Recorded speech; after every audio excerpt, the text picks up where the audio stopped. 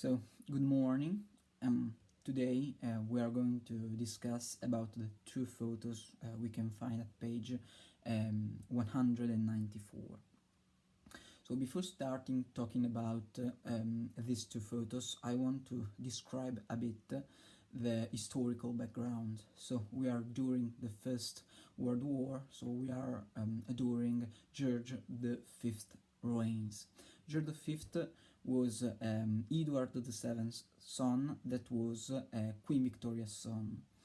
Edward came to the throne after Victoria's death in 1901, and during his reign, in particular in 1904, he signed the Entente Cordiale with France, and due to this, in Europe, there were two different alignments, so two different teams, we can say. On the one hand, we find France, England, and Russia. On the other, we find Germany, Austria, and Italy.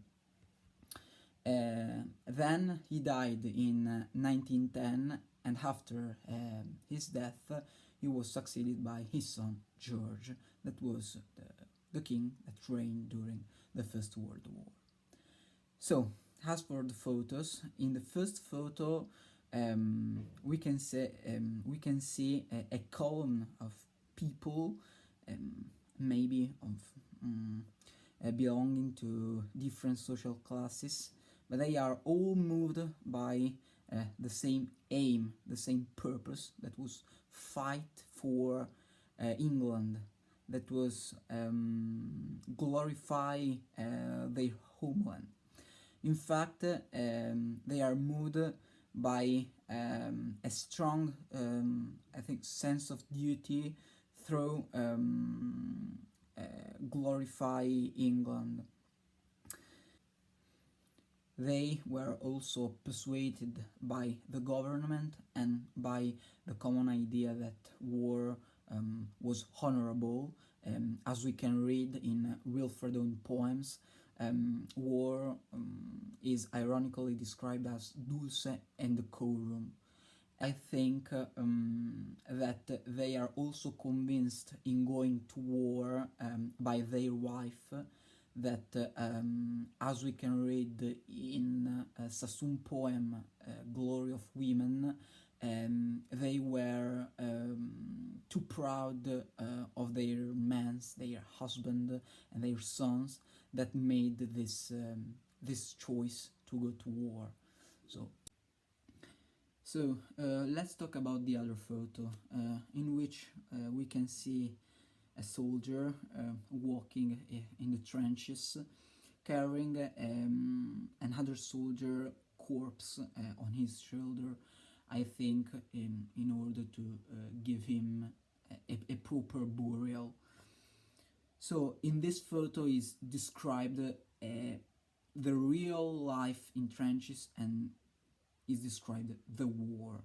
In fact, war wasn't as honorable as the government said. War wasn't as heroic as the government described. War means death, and we can understand it from Wilfred Owen poem Dulce et Decorum, in which he said that soldiers were dehumanized, and they were animal. They were animal that obey to their superior, to their chief, and they fight for their homeland until the death. And when they died, they seem also like the devil. So in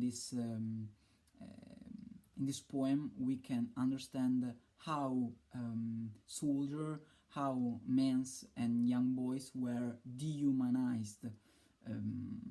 So war was death, and war dehumanized men.